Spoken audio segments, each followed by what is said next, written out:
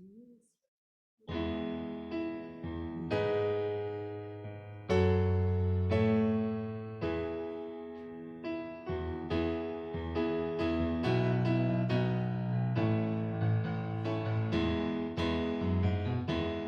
anybody here seen my old friend Abraham?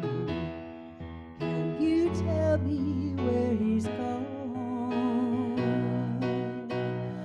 He freed a lot of people, but they say the good die young. But I just looked around and he's gone.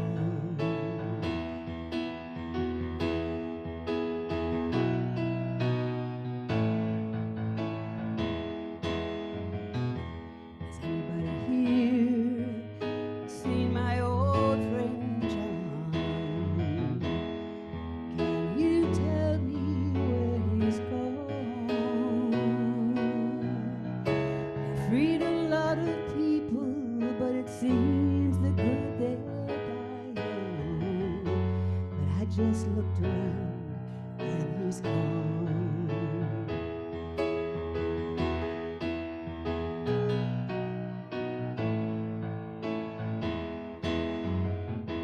Is anybody here seen my old friend Martin? Can you tell me where he's gone? He freed a lot of people, but it seems the good they die young. I just looked around and he's gone. Didn't you love the things that they stood for? Didn't they try to find some good for you and me? And we'll be free someday soon. It's gonna be one day. Is anybody here see my old friend Bobby? Can you tell me where he's gone?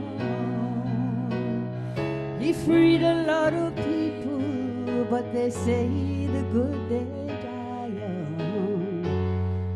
Saw him walking up over the hill. Freed a lot of people, but they say he don't die young. Abraham, Martin, and John. Abraham, Martin, and John.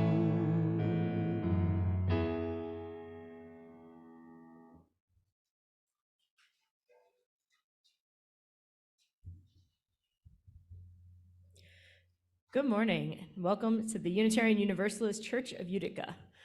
My name is Melissa Barlett, and I am a member of the worship committee and also your finance chair.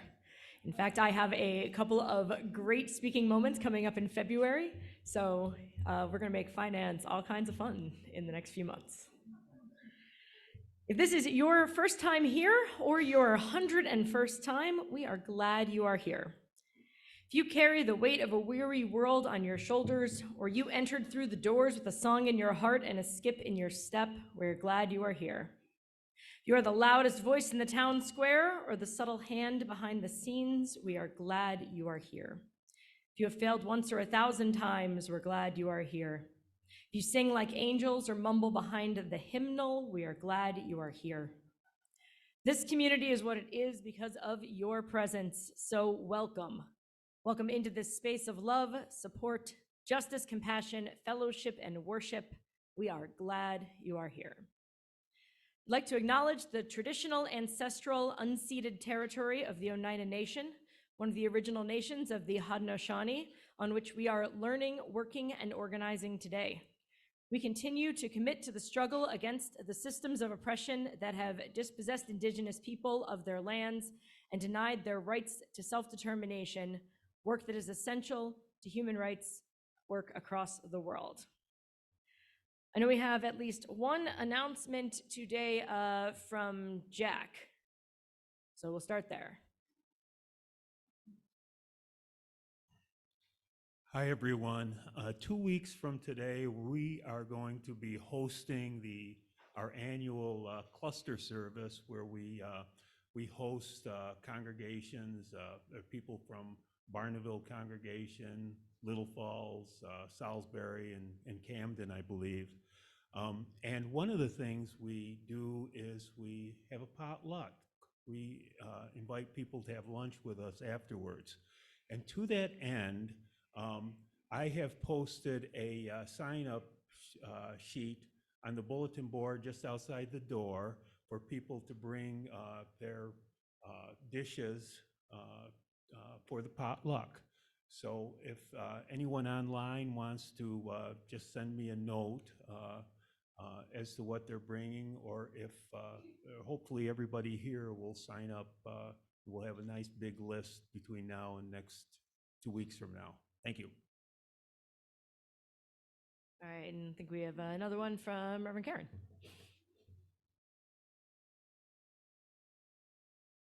Good morning, everybody. I am offering a special thing for people who are young and people who are young in heart, if you like. It's called Spirit Play.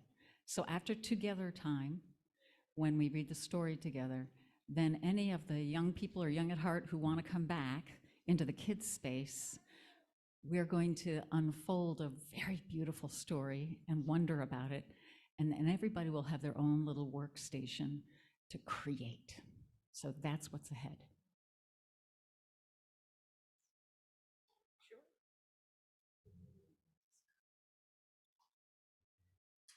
Oh, and one more.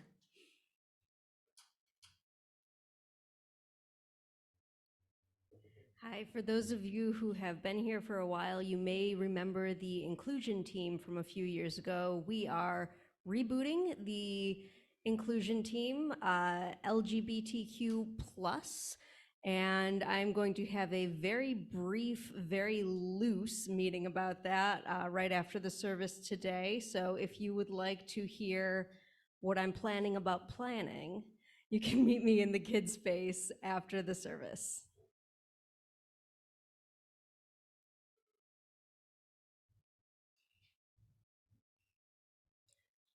All right, seeing no more announcements. Let us open our hearts and minds to the experience of community and the wisdom of love. Our call to worship today is called Dream a Have You Do by Gary Kowalski. In his avant-garde theatrical, The Last Supper at Uncle Tom's Cabin, New York choreographer dancer Bill T. Jones includes a backwards broadcast of Martin Luther King's I Have a Dream speech. Last at free are we, Almighty God thank. The jumbled juxtaposition of the great orator's words is jarring, but as a Black gay artist, Jones means no disrespect. The entire work is intended to take the audience out of their normal comfort zone, to help them confront the realities of racism and homophobia that still haunt our land many years after Dr. King's famous speech. I had an unusual chance to appear on stage with Jones back in 1991 when the show first debuted. In each city where The Last Supper performed, a local minister was invited to be part of the act, to join in an impromptu, unscripted dialogue about the persistence of evil and the power of faith. Are you a person of faith? Bill asked me. It was a simple question, but unexpected. The two of us were seated in straight-back chairs on the proscenium with spotlights shining down and 3,000 people filling the theater listening for my answer. It was a tense moment. I finally responded that all of us are people of faith. Everyone believes in something. Everyone trusts in a power greater than themselves. The question is where you put your faith. Dr. King, for example, put his faith in the power of nonviolent action and redemptive love. Others put their trust in the big stick, armaments, and retaliation. But the philosophy of an eye for an eye, King said, left everyone blind. That particular night happened to be the civil rights leader's birthday, and January 15th also marked the start of the first Gulf War. American warplanes were bombing Baghdad even as we spoke. Many wars later, Martin Luther King Jr.'s birthday might be a good time for all of us to ask where we put our faith. In F-35 bombers and drone technology, or do we need a change of heart? Hatred cannot vanquish hatred, King proclaimed. Only love can do that. Do any of us really believe that even a little? Dream a have you. In believe you do what? Are real politic and bigger budgets for defense actually the path to peace? The best way to celebrate King's legacy is to risk getting out of your comfort zone. Let yourself be confronted by the tough questions that he asked. And Kim is going to come up and help with our chalice lighting.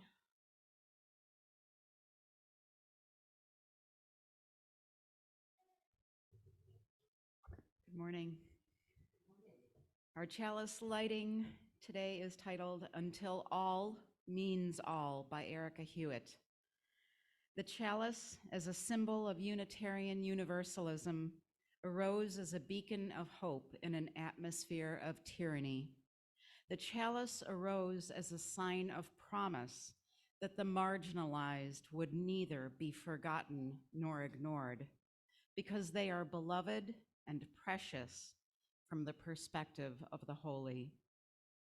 This morning, we remember all the people who have been told explicitly or implicitly through police violence or government policy, through derision or dehumanization, that they're anything less than whole, anything less than beloved. As we each light a chalice in our homes, may we make our lives a beacon, a symbol of our promise to draw the circle wide, a sign that we will not rest until all means all. Our first hymn is in the gray hymnal. It is number 298, Wake Now My Senses. Hymn 298.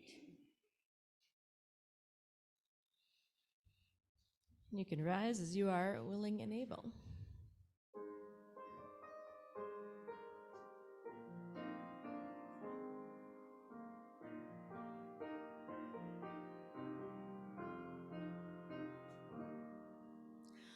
Wake now my senses and hear the earth call. Feel the deep power of being in all. Keep with the web of creation your vow, giving, receiving as love shows us how. Wake now my reason and out to the new. Join with each pilgrim who quests for the true. Honor the beauty and wisdom of time. Suffer thy limit and praise the sublime. Wake now, compassion, give heed to the cry. Faces of suffering fill the white sky. Take as your neighbor both stranger and friend, praying and striving their hardship to end. Wake now my conscience with justice my guide. Join with all people whose rights are denied. Take not for granted a privileged place. God's love embraces the whole human race. Wake now my vision of ministry clear. Brighten my pathway with radiance here. Mingle my calling with all who will share. Work toward a planet transformed by our care.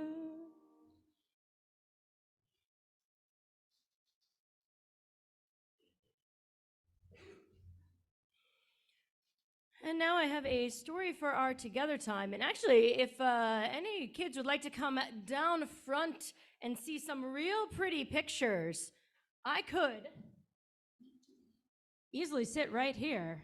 And then you could sit right up here and see all these lovely pictures. You are invited to come join me for Black is a Rainbow Color, written by Angela Joy and illustrated by Kua Holmes. Yeah, we're gonna come down and see my pictures? Awesome.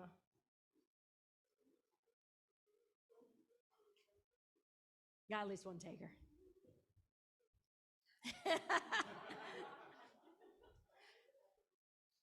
We can figure it out as we go. Black is a rainbow color. Red is a rainbow color. Green sits next to blue, yellow, orange, violet, indigo. They are rainbow colors too. But my color is black, and there's no black in the rainbow. Black is a crayon tangled in a box. Black is a feather on white winter snow. Black is the dirt where sunflowers grow. My color is black. Black is the braids in my best friend's hair. Black are the bottoms of summertime feet. Black are soft circles that spin down the street. See, because it's the wheels of the bike. My color is black. Black is a rhythm. Black is the blues. Black is side walking in spit-shined shoes. Black is the robe on Thurgood's back. Black are the trains on railroad tracks. Black are the eyes on salted peas. Black are the shadows of old magnolia trees. Black is molasses from fall sugarcane. Black is soft singing, hush now, don't explain. Black is the skillet for bread to fry. Black are dreams and raisins left out in the sun to die. Black is the color of ink staining page. Black is the mask that shelters his rage. Black are the birds in cages that sing. Black is a color. Black is a culture. Black is history, black is family, black is memory, black is community. Black is the love that lives inside of me. My color is black. Black are the stones bearing witness to prayer. Black is a faith in a freedom not seen. Black was the man who gave the world his dream. Black is a color. Black is a culture. Black is the heart of a candle and flame. Black is the power of movement in pain. Black are the branches that carry my name, weaving, wrapping, lifting, laughing, hoping, grasping, quiet, strong. Our color is black. So you see, there is no black in rainbows, no black in green or blue. But in my box of crayons, black is a rainbow too. There's a really nice author's note in here that I want to read as well. So it says, on a chilly Tennessee evening, I gathered my children on the reading bench for what would be their first Black History Month lesson. The music I carefully selected was playing in the background. Age-appropriate picture books were on hand. Mental notes were sharp and inspired. I was ready. But before I could get a good start, my daughter looked at me with an air of preschool superiority and said, "But Mama, we're not black, we're brown." I was not prepared for that. It was an innocent comment based on concrete observations. Indeed, our skin is brown, but her words revealed something I'd taken for granted. The understanding that black is not just a color, but a culture too. I had work to do. The word black can be dicey, though. Loaded with historical baggage, there are as many emotional responses to black as there are shades of tan, beige, and brown. Yet on these pages, it has been my intent to present all that is beautiful, loving, and strong about black to make the world safe and palatable for children of all ethnicities.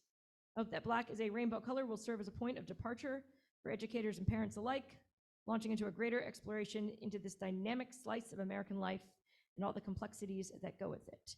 And I'll give this to Reverend Karen, so you can take it back with you for your spirit play activities. If anybody wants to see it, it'll be there.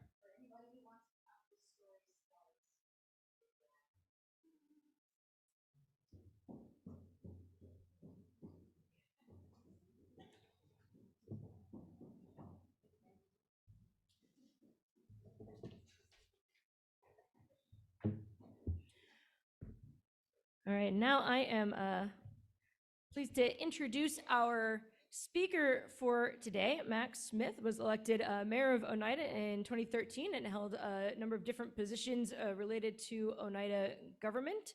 And currently in his retirement, he works with the National Abolitionist Hall of Fame in Petersboro, telling various stories of the abolitionist history in our area. And he's gonna, I believe, tell us some of those stories and his own personal stories today. So Max, thank you for coming. Welcome.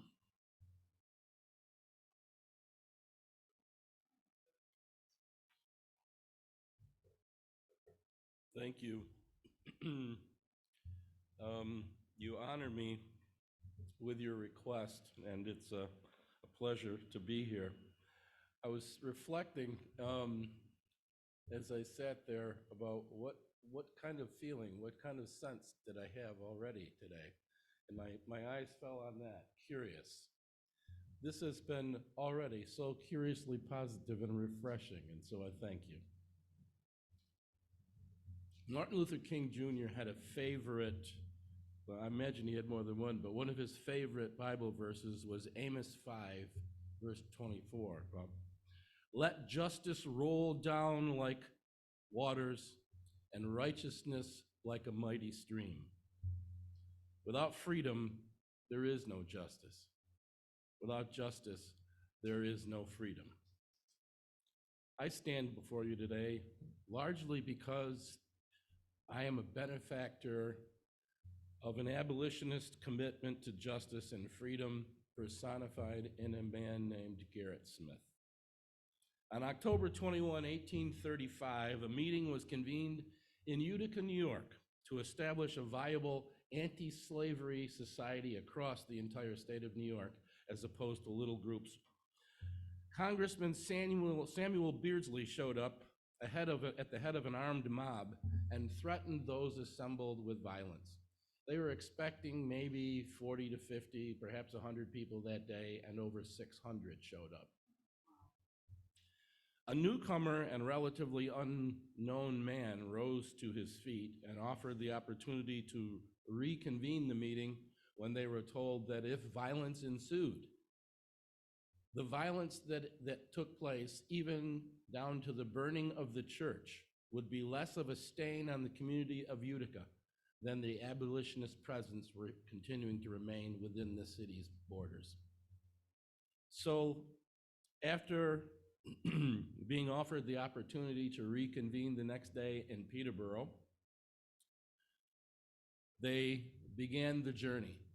No small feat, and at a cold evening in 1835.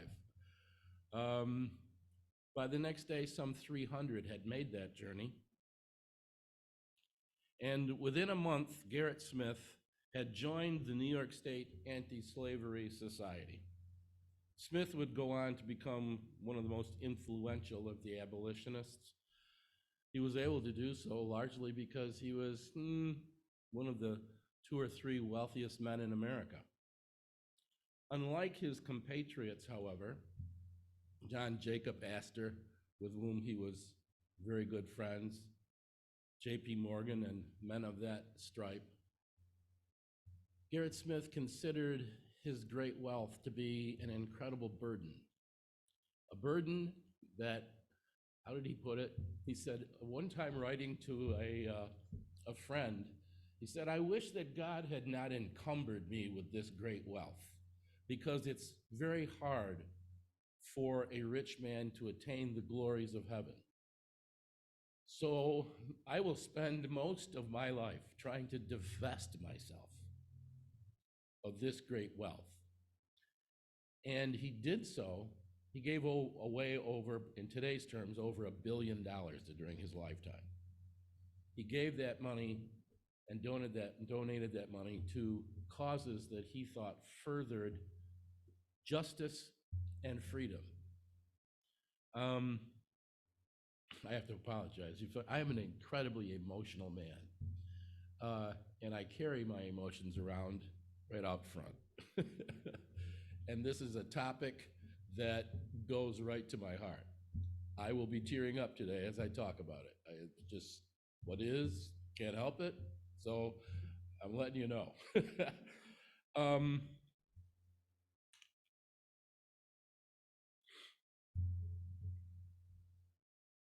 Smith, without Smith's advocacy, the course of American history in the second half of the 19th century doesn't develop the way it did. His influence changed the course of American history. He had compatriots, certainly, who assisted him in that cause. Frederick Douglass, Harriet Tubman, the names, I'm sure, of those more famous abolitionists you're quite familiar with.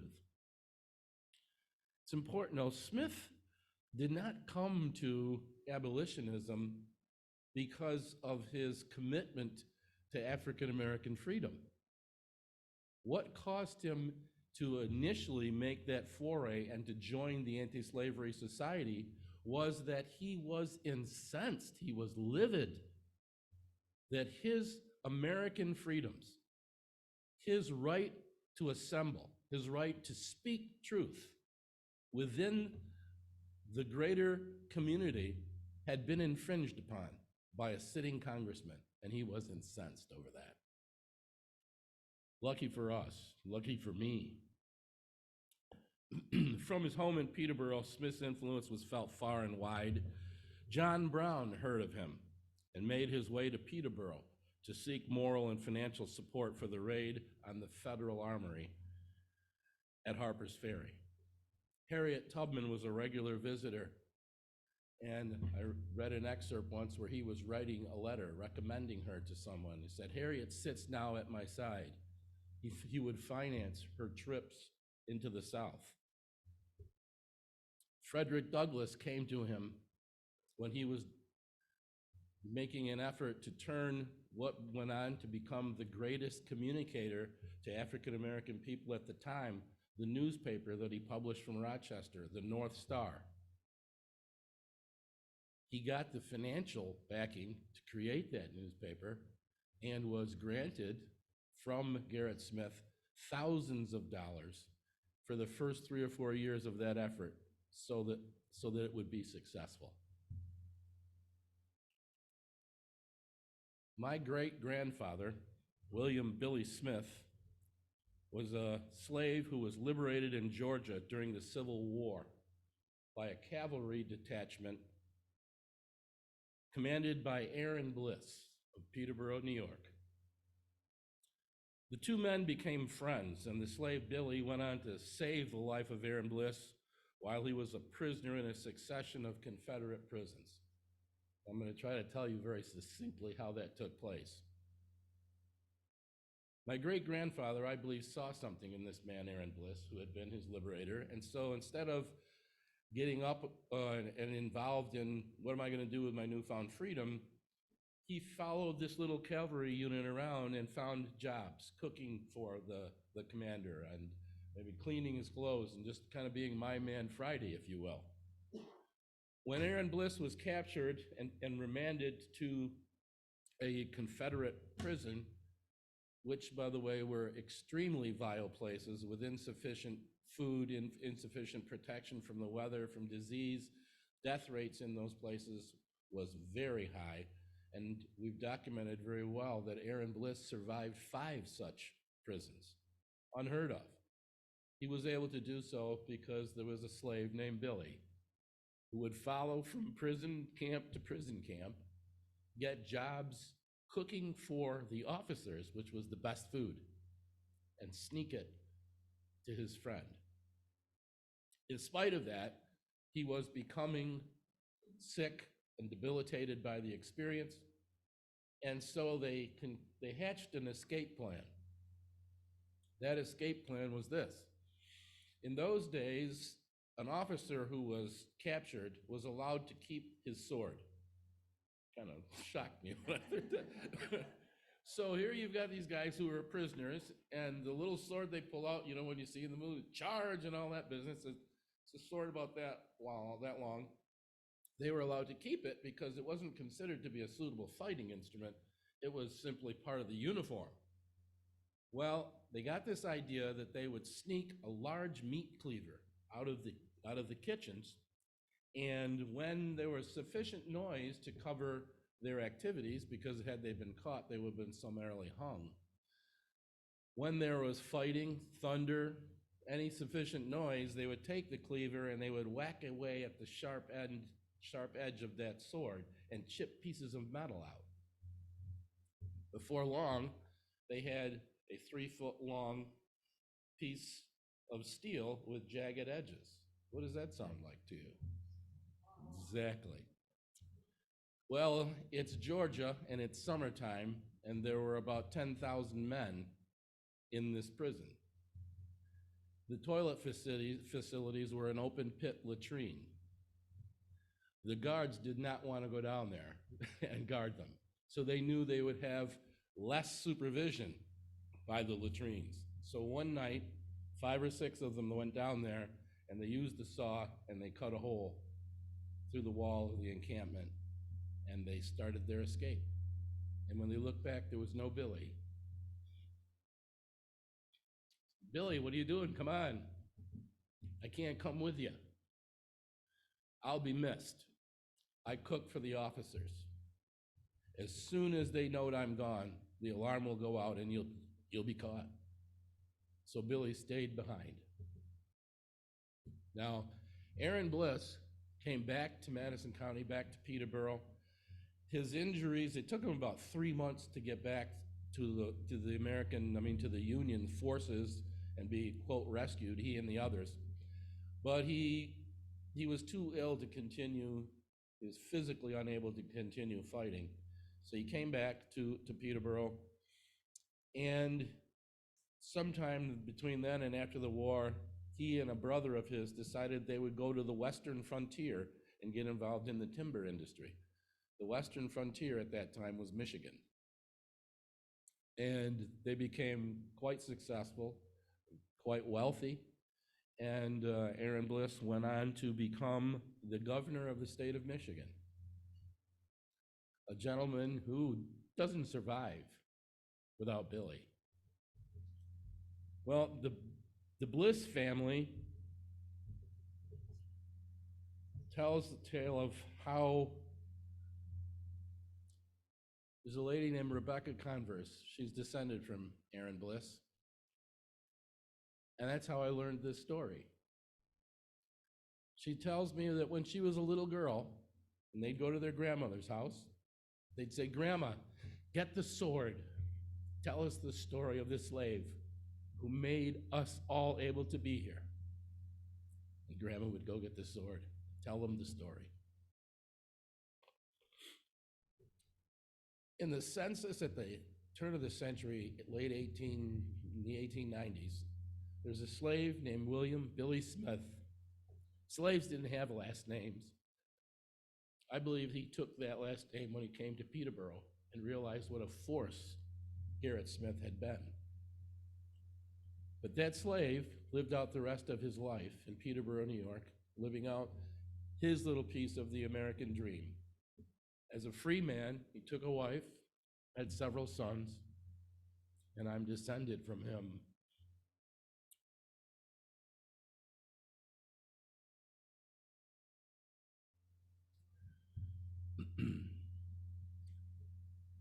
When Rebecca told me this story and how much she and her cousins enjoyed hearing it, she said, "Wait a minute, I want you to hold it too." She took out the sword, put it in my hands. Those are the kinds of stories that swirl around Peterborough, New York.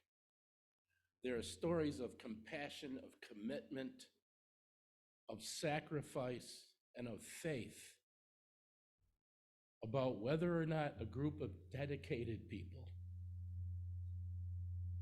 could urge America to live up to the true meaning of its creed, that all men and women are created equal and endowed with inalienable rights. There is an organization called the National Abolition Hall of Fame, which resides currently in Peterborough. It was established in the same building that in 1835 held that first anti-slavery meeting. The National Abolition Hall of Fame exists to honor the anti-slavery abolitionists and their work to end slavery and the legacy of that struggle. But it's not just about the history. It's about learning from their commitment and their passion and their belief, and then striving, and this is in their mission statement, to complete the second and ongoing abolition, the moral conviction to end racism.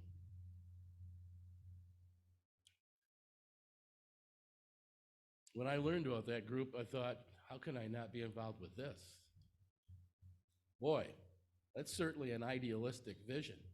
Will they accomplish it? Really doesn't matter at the end of the day. It only matters that they've identified it should happen and they're willing to work toward it. There was a time when most Black Americans were aware of Peterborough and these contributions, the contributions of the abolitionists and the importance of Gerrit Smith to the second half of the 19th century. My grandfather, Charles Smith, his brother, and several other Black men from Peterborough started an annual Emancipation Day celebration in Peterborough, New York in August of 1923. African American people came initially by the hundreds. I read an article from the Oswego newspaper, the early 1930s, saying 800 Negroes file silently by the Mansion House, where sat in a large chair Gerrit Smith's grandson, holding the book of names. Those were the names of the African American formerly enslaved people who came through Peterborough on the Underground Railroad on their way to freedom. Thousands of them. How can we not know about this? How can we not be teaching what happened here? Between 3,000 and 4,000 African American slaves went through Peterborough, New York in those years. And we still remembered. Those articles were so moving to me. They spoke about how grandfathers with gray hair would hold the hands of their grandchildren and walk by in silent procession, remembering what took place. Then they would go to the graveyard and lay a wreath at the grave of Gerrit Smith, say a prayer. The rest of the day was given over to revelry. They even had prize fights sometimes, which I thought, are you kidding? They put up a ring and had a boxing match, but they would play baseball games and have three-legged races and dances into the wee hours of the morning. One of the most moving for me was the last one that I could find any information on. It was 1935. And there were over 4,000 people in Peterborough that year who had come from as far away as Elmira. That's incredible to me. the keynote speaker was the executive director of the Dunbar Association of Syracuse. I went to the Dunbar Association, and they had no memory of it, or no knowledge. There was a picture that was, I should have brought it, I didn't think of it. There was a picture that was taken that day of African-American people dressed in their finest. All the ladies were wearing white, all the men in suits. And there were probably about 100 people gathered in front of the mansion. Garrett Smith Miller, Garrett's grandson, was sitting in a large chair holding the book. And it's one of those telephonic, not telephonic, help me, Greg, but the wide pictures. Panoramic, that's what I'm looking for. I don't know how they did it in those days, but this thing is about that long and only about that high. And there were 6 men holding a very large American flag that they had carried in their procession that day. And as I looked at this picture, my first time in a little museum in Peterborough years ago, there was a young man standing on the corner that looked familiar to me. It was my dad. At about probably 17, 18 years old. And I told the lady who was curating at the museum, and she said, "Oh, no." And I said, "Oh, yes, that's a face that I would know." Years later, the Abolition Hall of Fame Museum made a copy of that, a beautiful framed copy, and they made a gift of it to me, which hangs in a place of honor in my house. But they came from far and wide. They came to honor a man who had accomplished so much on their behalf and to remember. They also came in recognition of what was yet to be done. After having read those, I thought this needs to happen again, and I kind of waited for an opportunity. And eventually they approached me to get involved in a more, I guess in a larger way in Peterborough. And I decided that what I would do was to reestablish those Emancipation Days. And we've been doing so now for about a little over a decade. I want to invite you all to come and spend time with us. It's the first Saturday in August, and we've tried to recreate what they did. They would come together, have a few songs and fellowship a bit, and then they would go down to the cemetery and honor the Garrett Smith's grave. In the afternoons now, instead of ball games, because most of us are a little long in the tooth for that, we've taken to having speakers and be involved in issues of the day. We've had people from the LGBTQ community come and talk about the oppression and the bigotry that they face. We've had, really learned people come, authors who've written important tomes on this American struggle. We had one of the descendants of John Brown come from Texas and speak with us. So you are all welcome. It begins about 10:30 in the morning and wraps up later in the afternoon with a break for lunch. Would love to see some of you there. I want to end today with telling you a story about a man named Elijah Cox. Elijah was born in Mackinac, Michigan, September 25, 1842. His parents had been slaves in Mississippi, and they walked. How they made it, I don't know, but they walked all the way to Canada. They lived in Canada for a little while, then they came back to the United States, and they were living in Mackinac, Michigan, and that's where Elijah was born. But Elijah enlisted in the Union Army in the Civil War, and after the war, he ended up being involved with the Buffalo Soldiers. He served in a place called Fort Concho, Texas. Fort Concho, to this very day, has a Elijah Cox Day where they honor his memory. Interesting thing I wanted to tell you about the Buffalo Soldiers. They hated the name Buffalo Soldiers because they wanted to be a part of the standing army and just like everyone else. And the name Buffalo Soldier pointed them out as something different. And they didn't really care for that. But I've been so impressed with them because even though they were on the western frontier to protect the settlers that were there, the settlers hated them, mistreated them, abused them, and derided their efforts, all the while they were providing vital security and performing their duties. The black Buffalo soldiers who served on the western frontier had the lowest rate of desertion, the highest number of commendations, and the most exemplary service records of any troops who served. Given what they were facing, that's just incredible. At the end of his life, Elijah Cox, who was also an accomplished musician, found out that the Smithsonian Institution was interested in histories and in music and in stories from the slavery days because slaves were approaching a time where they were going to all be dead. So he got a hold of the Smithsonian, and he said that he'd learned a song that the slaves sang often when they were sitting around the campfires and whatnot in Fort Concho, and he wanted to have it recorded so it wouldn't be forgotten. I thought it would be appropriate if I would end today by singing that song for you.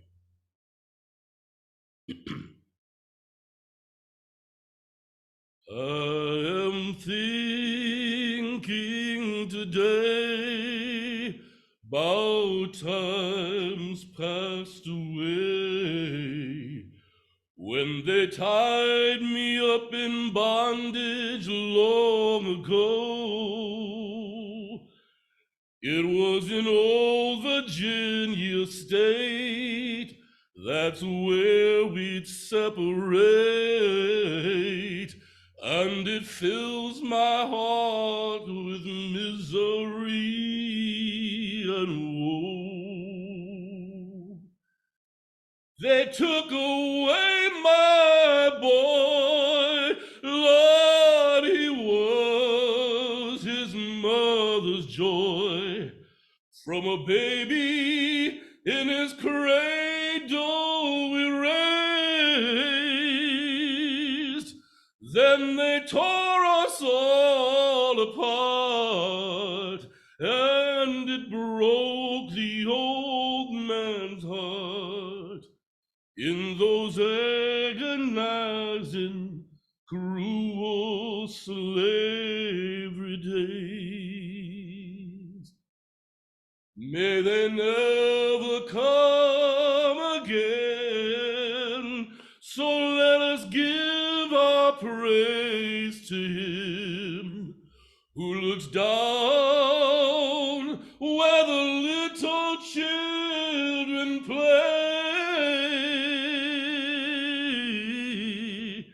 Every night and every morn, we'll pray for them that's gone in those bad old agonizing slavery days.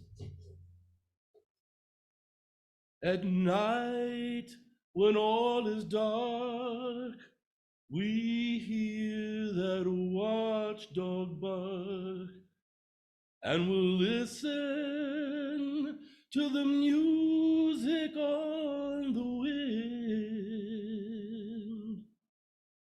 That wind, it seemed to say to me, your people, they should be free, for some happy times are coming, Lord, we pray. Yes, my memory still steals o'er that dear old cabin floor, and in the shadows I can see those that's passed away, and for them I weep and I mourn, for their souls were not even their own in those agonizing, cruel slavery days. Forget now and forgive. Well, that's always been my guide, for that is what the golden scripture says. But my memory will always turn around back to when I was tied down in those agonizing, cruel slavery days. May they never come again. Let's always give our praise to him who looks down where the little children pray every night and every morn. Let's pray for them that's gone in those agonizing, cruel slavery days.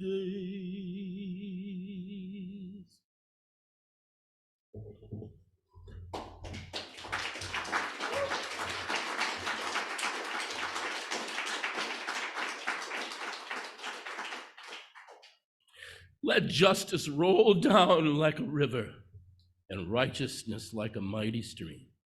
Without freedom, there is no justice, and without justice, there is no freedom. Amen.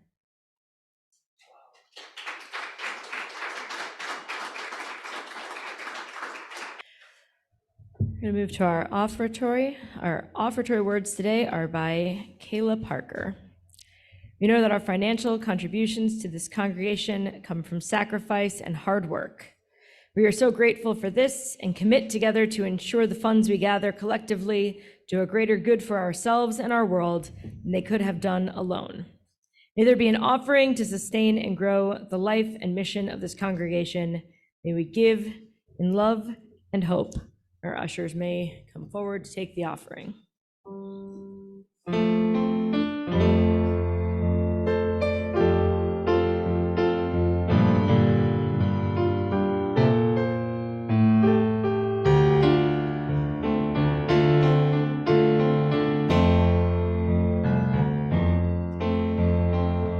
I was born by the river in a little tent.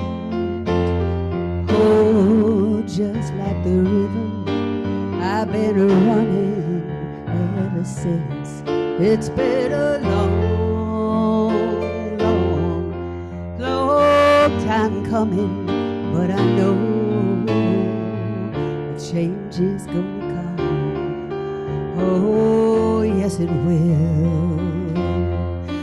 It's been too hard living, but I'm afraid to die, 'cause I don't know what's up there beyond the sky. It's been a long, long, long time coming, but I know change is gonna come. Oh, yes it will. You go to the movie, then you go downtown. Somebody keep telling you, don't hang around. It's been a long, long, long time coming, but I know a change is gonna come. Oh, yes it will. When you go to your brother and you say, brother, please, but he winds up knocking you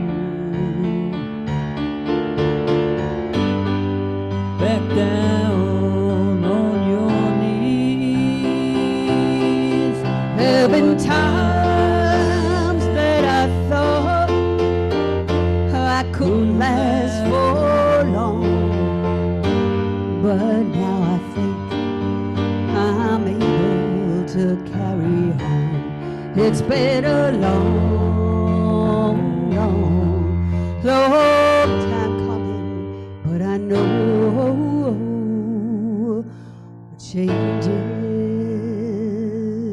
a change has to come. Oh, yeah.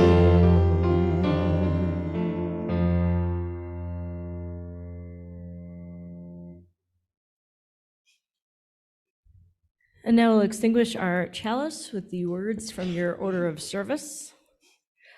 We extinguish this flame, but not the light of truth, the warmth of community, or the fire of commitment. These we carry in our hearts until we meet again. And I will end with the words of Martin Luther King Jr. from his article, Out of the Long Night, published in the Gospel Messenger periodical in 1958. When our days become dreary with low hovering clouds of despair, and when our nights become darker than 1,000 midnights, let us remember that there is a creative force in this universe working to pull down the gigantic mountains of evil, a power that is able to make a way out of no way and transform dark yesterdays into bright tomorrows. Let us realize that the arc of the moral universe is long, but it bends toward justice. Blessed be.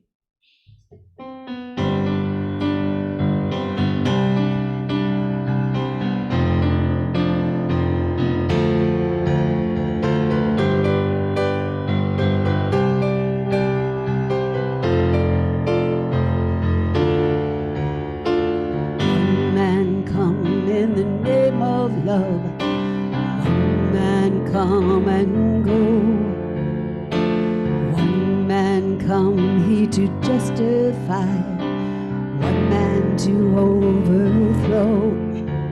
In the name of love. One more in the name of love. In the name of love. One more in the name of love. One man caught on a barbed wire fence. One man he resist. One man washed on an empty beach. One man betrayed with a kiss. In the name of love. One more in the name of love. In the name of love. One more in the name of love.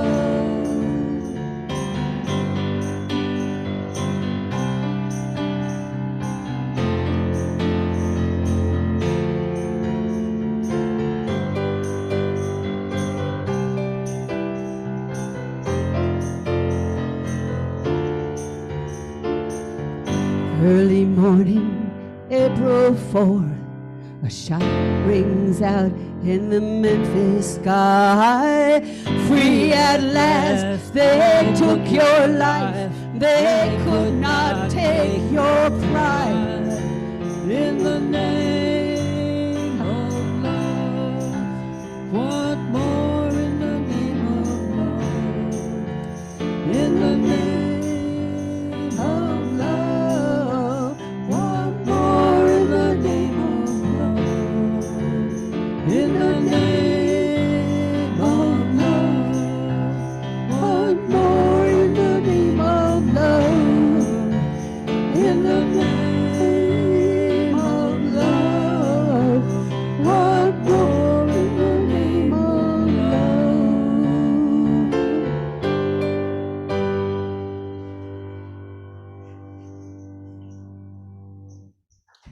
Go in peace.